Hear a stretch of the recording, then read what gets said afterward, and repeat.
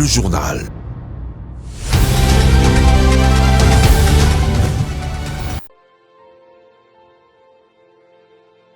Parce que la République est une, nous sommes tous calés.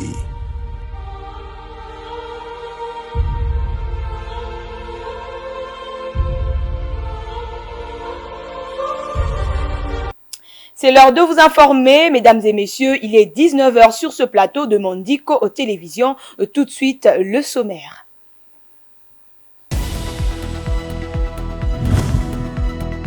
Le bilan humain des inondations revu à la hausse en territoire de Calais. Les sources officielles parlent désormais des 401 personnes décédées. Patrick Mouyaya, porte-parole du gouvernement, rassure que les recherches se poursuivent et que les corps retrouvés seront enterrés. Il a insisté sur l'intervention humanitaire du gouvernement en faveur des sinistrés. La SADC a approuvé le déploiement de sa force militaire en République démocratique du Congo afin de résoudre la question d'insécurité dans l'Est et y restaurer la paix. Vous suivrez dans ce journal l'affirmation du ministre congolais des Affaires étrangères Christophe Lutundula qui a pris part dans ces assises. La proposition de loi relative à la modification du Code de la famille de l'honorable professeur Daniel Mbaou vient d'être déclarée recevable à l'unanimité à la plénière de ce jour, à en croire les députés nationaux. Cette proposition de loi est sans doute un des textes les plus importants de la législature. Pendant ce temps, les avis restent partagés dans le chef des Quinois.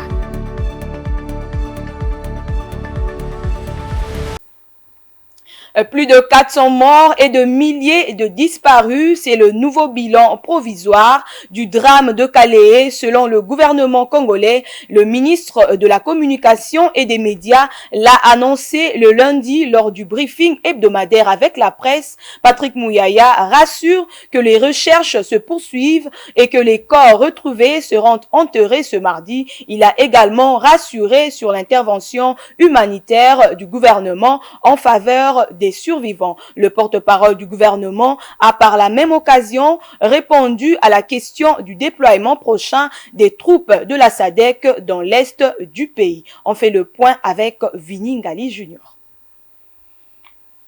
401 morts et plusieurs disparus, c'est les bilans des pluies diluviennes qui se sont abattus sur les territoires de Calais dans l'est de la République démocratique du Congo la nuit du jeudi au vendredi dernier. La confirmation est du porte-parole du gouvernement faite le lundi 8 mai lors du briefing avec la presse. Patrick Mouyaya a affirmé que suite à cette catastrophe naturelle, le gouvernement a dépêché une équipe d'urgence sur place au Sud Kivu. Déplorant ces drames humanitaires dans cette partie du pays, Patrick Mouyaya a souligné l'importance de l'unité nationale en ces temps de détresse, de compassion et de solidarité en faveur des victimes. Pour l'heure, a-t-il dit, les autorités s'occupent en ce moment de l'enterrement des morts, de la recherche des autres corps ensevelis et de l'assistance aux rescapés. On a évalué les besoins en assistance qu'il faut apporter en termes de vivres et de non-vivres, en termes de médicaments, etc. Le gouvernement qui est représenté sur place fera le point général de la situation parce qu'il est aussi prévu une assistance financière pour les familles qui sont éprouvées, mais aussi prendre des mesures notamment pour reloger les compatriotes qui ont été touchés par ces drames. Plusieurs autres questions ont été passées au crible au cours de ces briefings, notamment celles liées au déploiement en République démocratique du Congo de la force de la SADC dans les tout prochains jours. Le porte-parole du gouvernement congolais a précisé que cette force est différente de la force onusienne et qu'elle aura comme mission principale celle d'œuvrer au retour de la paix dans l'est de la RDC aux côtés des FARDC. La situation en République démocratique du Congo est bien connue. La présence de la force régionale avec la situation que nous connaissons est aussi connue. Et donc, si les pays membres de la SADC ont décidé d'envoyer une force, il faut bien lire le communiqué parce que le communiqué dit qu'il faut ramener la paix à l'est de la République démocratique du Congo et combattre les groupes armés. Et donc, l'idée, c'est de travailler activement pour le retour de la paix en RDC sur base de la réalité actuelle et sur base je m'abstiendrai de dire certains mots du fait qu'on n'a pas eu beaucoup de progrès avec la force régionale. Et parce qu'au-delà de ça, il est prévu qu'il y ait des mécanismes sur lesquels le gouvernement va travailler pour s'assurer qu'il n'y a pas des télescopages et que l'objectif final recherché, à savoir le retour de la paix dans cette partie du pays, soit atteint. La République démocratique du Congo étant actuellement confrontée à plusieurs maux, les gouvernements congolais s'activent pour arriver tant soit peu à répondre aux attentes de la population. Au cours du sommet tenu le lundi 8 mai 2023 en Namibie, la SADC a approuvé le déploiement de sa force militaire en République démocratique du Congo afin de résoudre la question d'insécurité dans l'Est et y restaurer la paix. Et le ministre des Affaires étrangères, Christophe Lutundula, a au sortir de la réunion affirmé que cette organisation sous-régionale a réitéré son engagement pour le retour d'une paix durable au pays. Suivez. La grande annonce aujourd'hui, le sommet a approuvé le déploiement de la force de la SADC dans le cadre de la force en entente de la SADC comme la réponse régionale, évidemment de la SADC, pour soutenir la RDC afin de restaurer la paix et la sécurité à l'Est. Donc, aujourd'hui, c'est blanc comme neige que la SADC s'engage militairement sur le terrain et qu'elle va déployer incessamment une force. Un autre élément qui n'est pas moins important, c'est que la SADC a recommandé, ça se trouve dans le communiqué, que la RDC réunissent toutes les conditions requises pour un sommet de coordination de tous les intervenants, de tous les acteurs internationaux sur le terrain afin d'arriver à une action efficace et harmonisée. Et sur ce point-là, nous venons de recevoir, il y a quelques minutes de cela, un message réconfortant de notre ambassadeur en Éthiopie et représentant permanent près de l'Union africaine, l'ambassadeur Jean-Léon Ilungangandu, que l'Union africaine a enfin approuvé l'idée d'organiser un sommet des chefs d'État, un sommet réunissant, un sommet quadripartite réunissant la SADC, la communauté d'Afrique de l'Est, la communauté économique des États de l'Afrique centrale et la CIRGR, la conférence internationale sur la région des Grands Lacs, justement pour arriver à mettre en place cette coordination dont la responsabilité de l'initiative et de l'organisation, évidemment, a été confiée par la SADC à notre pays. La diplomatie de la RDC, conduite par le chef de l'État, de main de maître, est en train d'avancer et si nous nous impliquons, nous tous, et ce qui est très important, parce qu'on ne cultive pas toujours son champ pour nourrir ses enfants avec la houe et la machette du voisin. Si tout le monde s'implique, comme on le fait dans un élan patriotique, autour du chef de l'État, pour soutenir nos forces armées, pour soutenir son action diplomatique, je crois que vous voyez ce que je veux dire. Nous allons gagner et nous gagnerons. Et les députés ont déclaré après débat ce lundi 8 mai recevable la proposition de loi portant révision du code de la famille touchant la dot, les fiançailles et la polygamie. Le texte est envoyé à la commission sociale et culturelle pour un examen approfondi. Daniel Mbaou, l'initiateur, a présenté l'économie de son texte déposé depuis le mercredi 21 juillet 2021 qui fixe entre autres le prix de la dot à $500 en milieu urbain et $200 en milieu rural. Viningali Junior. À en croire les députés nationaux, cette proposition de loi est sans doute l'un des textes les plus importants de la législature. Il y répond aux préoccupations sociales de notre population et réglemente les questions fondamentales relatives à la succession, au mariage, aux fiançailles, aux régimes matrimoniaux, aux libéralités et droits internationaux personnels. Devant ses collègues, Daniel Mbaou a défendu sa proposition de loi qui vise à faciliter le jeune en âge de se marier. Cette proposition de loi aborde des questions de fiançailles, des régimes matrimoniaux et même de libéralité. Elle offre des facilités légales aux jeunes en âge nubile, c'est-à-dire en âge de se marier. Parce que cette proposition de loi tente de résoudre l'épineux problème de la complexité de la dot, qui doit rester, d'après nos coutumes respectives, symbolique. Cette proposition de loi portant révision du code de la famille continue de créer la dissension au sein de la population. Si certains pensent que c'est une loi salvatrice, d'autres par contre évoquent l'amélioration de la vie sociale qui devrait normalement être au premier plan dans les discussions au Parlement. Le problème c'est quoi?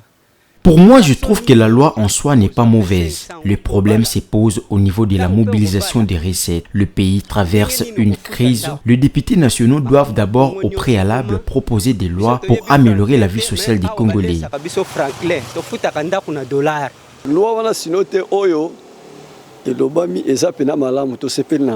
Nous sommes très contents de savoir que la proposition de loi sur la révision du code de la famille est jugée recevable. La question se pose, comment avoir ces $500?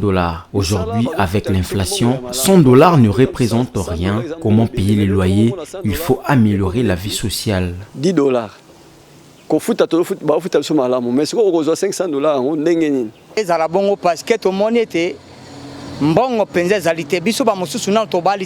Je suis heureux d'apprendre que la loi a été jugée recevable. Il y avait trop d'exagération. Il est difficile de doter une femme avec $5000, mais avec $500, je peux me marier. Finalement adoptée, après avoir fait polémique, cette loi jugée purement sociale, son initiateur, le professeur Mbao Soukissa, ne va pas par 4 chemins. La dot doit rester symbolique. Ces $500 ne sont pas fixés, ils sont discutables. La proposition de loi a pour vocation de placer tous les Congolais sur le même pied d'égalité. Sauf dérogation de l'homme ou de sa famille qui souhaite honorer sa femme ou leur belle famille à aller au-delà du seuil fixé. D'après nos coutumes respectives, symbolique. Et puis la gouverneure de la province du Tanganyika, Julie Ngungwa Mwayuma, a été déchue de ses fonctions pour l'incompétence et mauvaise gestion à la suite d'une motion au cours de la plénière convoquée le lundi 8 mai 2023 à l'Assemblée provinciale de Kalemi. Les 14 députés sur 25 assistants au vote ont opté pour son éviction au poste de gouverneur. Ranta Luyela pour plus de détails.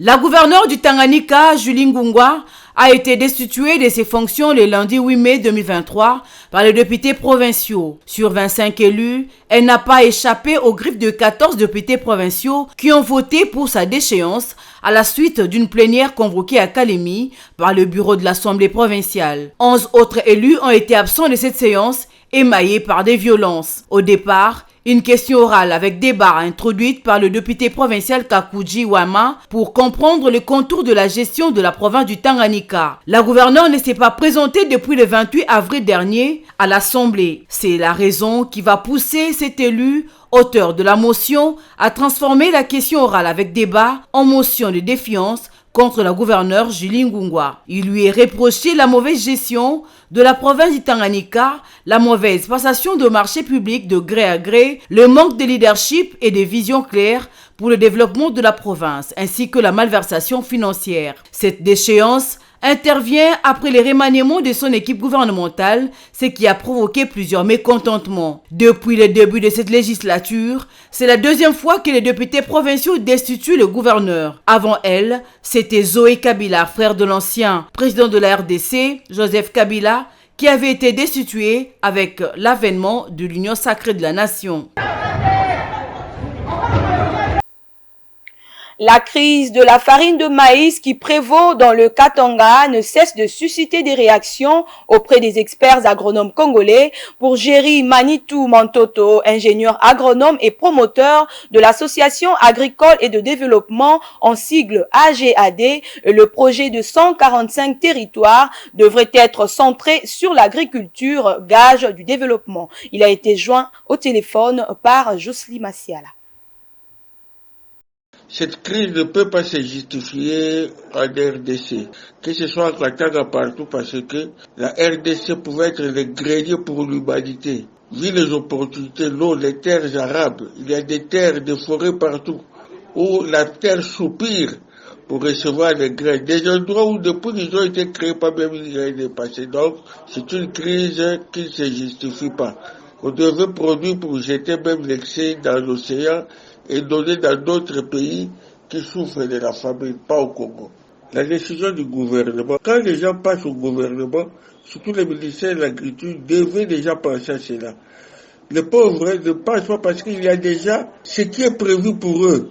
Le budget qu'on leur alloue ne convient même pas pour parvenir à la sécurité alimentaire. La piste de solution, moi j'ai déjà prévu beaucoup de pistes de solutions pour la RDC. Quand vous êtes journaliste, vous chevauchez avec moi.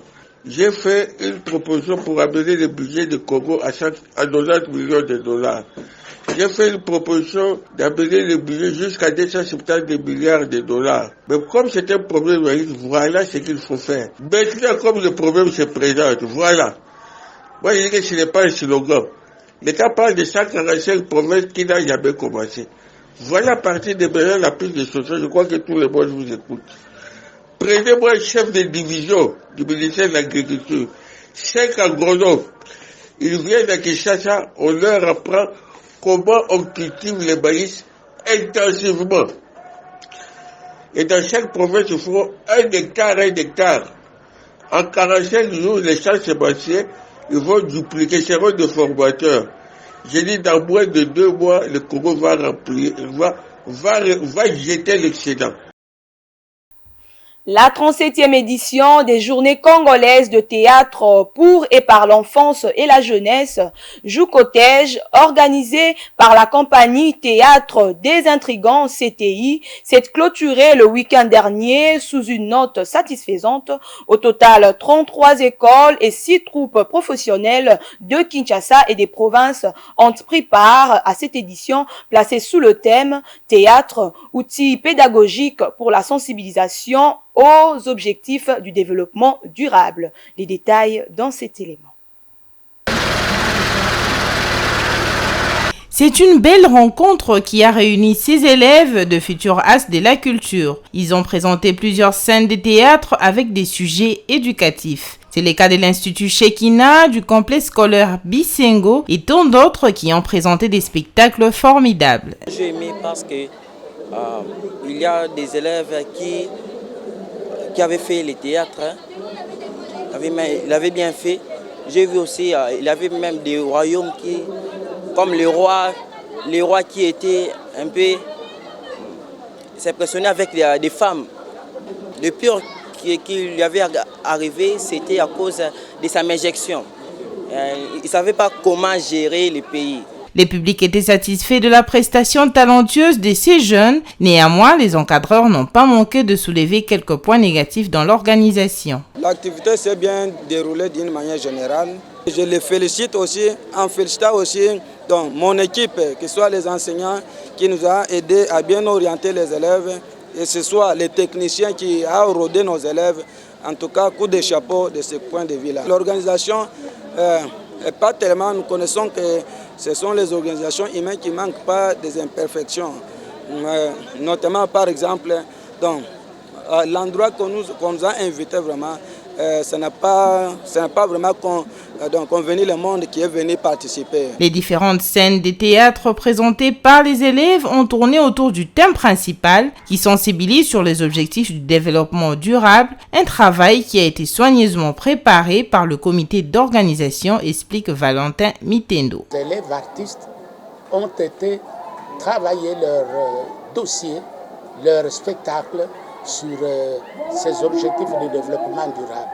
Donc, maintenant, pour savoir s'il y a imprégnation, je crois qu'il faut prendre un peu de temps. C'est-à-dire poser après le festival, faire l'évaluation quel est le degré de compréhension des objectifs du développement durable dans les établissements scolaires. Selon les organisateurs, en 37 ans d'existence, ce festival a bénéficié pour la deuxième fois du soutien du gouvernement congolais pour son organisation. Le tout premier soutien remonte à 2016, à l'époque du ministre de la Culture Banza Moukalai, décédé la même année. Les Joukotèges sont parmi le vieux festival de la RDC, créé en 1987 par la compagnie Théâtre des Intrigants.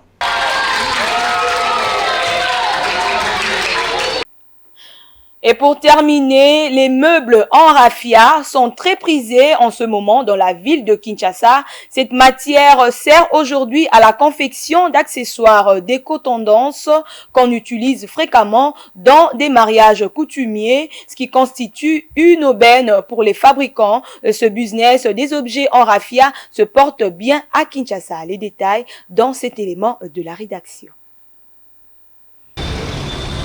Nous sommes à la place commerciale dans la commune de Limete à Kinshasa. Plusieurs objets en raffia sont exposés tels que des corbeilles, des paniers, des sacs, des chapeaux, des chaises et bien d'autres articles. Ces objets d'art rappellent l'histoire ancestrale de chaque Congolais. C'est un marché purement culturel où les Congolais viennent se procurer des objets et articles qui racontent l'histoire contemporaine. Cet art est appelé la vannerie.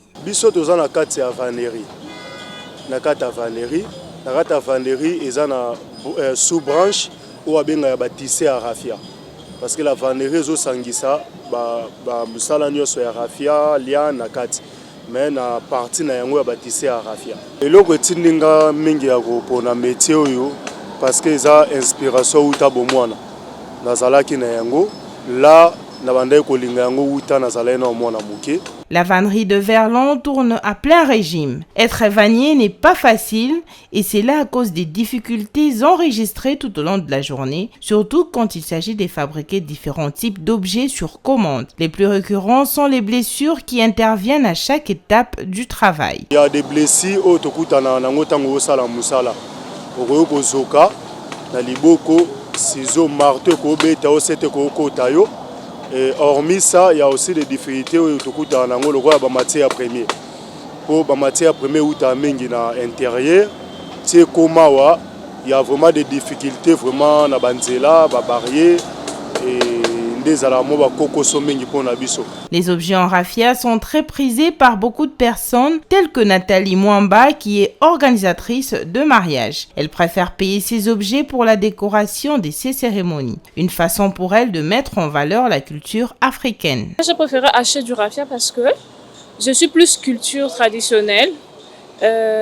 Tout ce qui est art, tout ce qui est antiquité, tout ce qui est ancienne, c'est dans mon domaine. Les avantages de mettre du raffia, ça reflète plus tout ce qui est traditionnel. Ça met en valeur la tradition africaine, ça met en valeur la culture plus congolaise, ça nous rappelle tout ce qui est de nos ancêtres. Le métier de vannier reste à l'étape rudimentaire. Les vanniers sont appelés à se professionnaliser pour gagner un peu plus. Avant de refermer ce journal, mesdames et messieurs, prière de suivre le rappel des titres.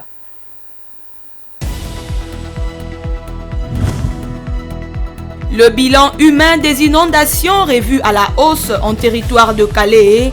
Les sources officielles parlent désormais des 401 personnes décédées. Patrick Mouyaya, porte-parole du gouvernement, rassure que les recherches se poursuivent et que les corps retrouvés seront enterrés. Il a insisté sur l'intervention humanitaire du gouvernement en faveur des sinistrés. La SADC a approuvé le déploiement de sa force militaire en République démocratique du Congo afin de résoudre la question d'insécurité dans l'Est et y restaurer la paix. Vous suivrez dans ce journal l'affirmation du ministre congolais des Affaires étrangères Christophe Lutundula qui a pris part dans ces assises. La proposition de loi relative à la modification du Code de la famille de l'honorable professeur Daniel Mbaou vient d'être déclarée recevable à l'unanimité à la plénière de ce jour, à en croire les députés nationaux. Cette proposition de loi est sans doute un des textes les plus importants de la législature. Pendant ce temps, les avis restent partagés dans le chef des Quinois.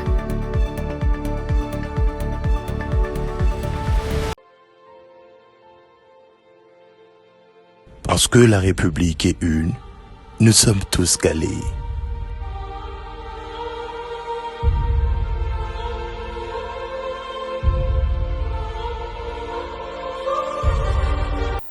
Et voilà qui met fin à ce journal de 19h sur Mondico Télévision. Mesdames et messieurs, merci de l'avoir suivi. Quant à moi, je vous donne rendez-vous la semaine prochaine. Au revoir.